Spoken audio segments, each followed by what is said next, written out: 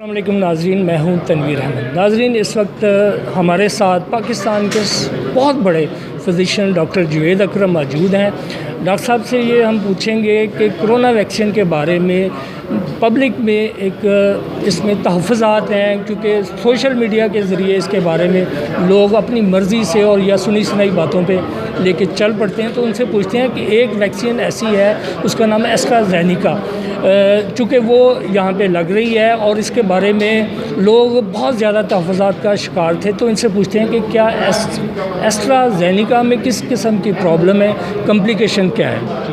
बहुत शुक्रिया जी। मैं समझता हूँ कि दो वैक्सीन ऐसी हैं जिनसे एक जैसी बहुत ही कम चांस है, लेकिन है सही कि आपको ये, और उसमें एक एस्ट्राज़ेनेका जिसका आपने नाम लिया और दूसरी जॉनसन की सिंगल डोज वैक्सीन है। एस्ट्राज़ेनेका 2 डोज़ है और ये वैक्सीन दोनों जो हैं ये वायरल वेक्टर बेस्ड वैक्सीन है, यानी कि एक वायरस को ऐसी को यूज़ किया गया है जो आम तौर पे बीमारी नहीं करती इंसानों में, और उसमें जेनेटिक मटेरियल एम्बेड करके उसको एंटीजन यूज़ किया गया है।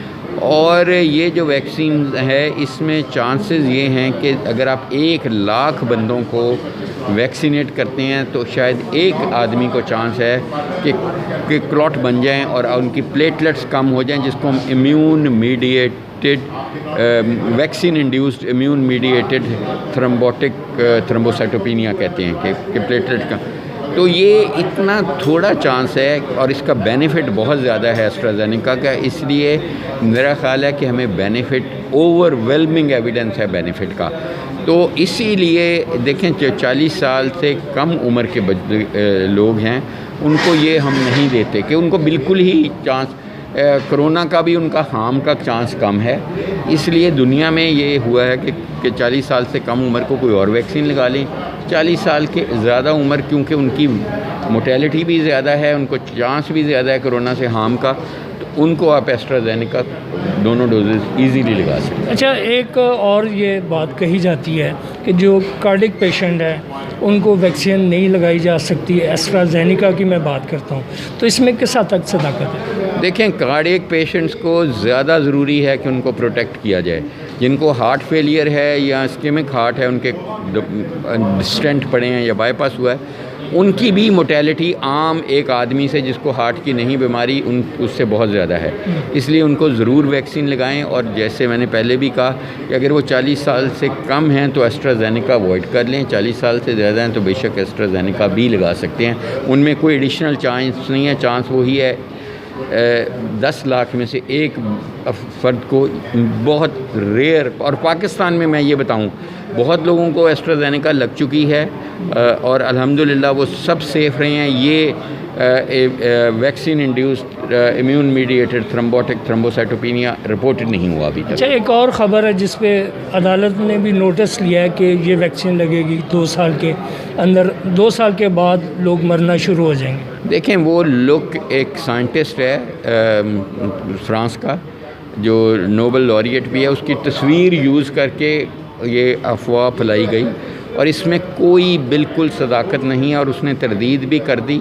मैं समझता हूँ कि अनफॉर्चुनेट चीज़ है जब दुश्मनों के, इज़राइल के या इंडिया के हाथ में ऐसी चीज़ें आएंगी, और वो हमारी जो पॉपुलेशन है अनफॉर्चुनेटली बहुत वल्नरेबल है, एजुकेशन लेवल कम है, जादू टूने पे ज़्यादा हम देखते हैं उसकी तरफ, कुरान पाक और हज़ूर सल्लल्लाहु अलैहि वसल्लम की सुन्नत की तरफ नहीं देखते। इस तरह जब ये दुश्मनों के हाथ में सोशल मीडिया का एक टूल लग जाता है तो वो इसको मिसयूज़ करते हैं। और ये मैं समझता हूँ कोई भी मुस्तनिद इंसान से, डॉक्टर से, मीडिया के से, आप जैसे लोगों से मशवरा किया जाए, बात की जाए, तो ये बिल्कुल इस तरह बिल्कुल गलत चीज़ है। अच्छा डॉक्टर साहब, एक तो आज तंबाकू का आलमी दिन है, पूरी दुनिया में मनाया जाता है कि सिगरेट नोशी तर्क करनी चाहिए। अच्छा, ये जो हम स्मोकर हैं इसके बारे में कहा जाता है कि इसमें दिल के अमराज भी होते हैं, कैंसर भी होता है, तो क्या कोरोना अफेक्ट करता है स्मोकर पे, कोई ज़्यादा बुरे अंदाज में उस पर असरअंदाज है? देखें, हर साल 31 मई यानी कल का दिन हम डेडिकेट करते हैं स्मोकिंग, नो स्मोकिंग डे, ताकि लोगों में शऊर पैदा किया जाए।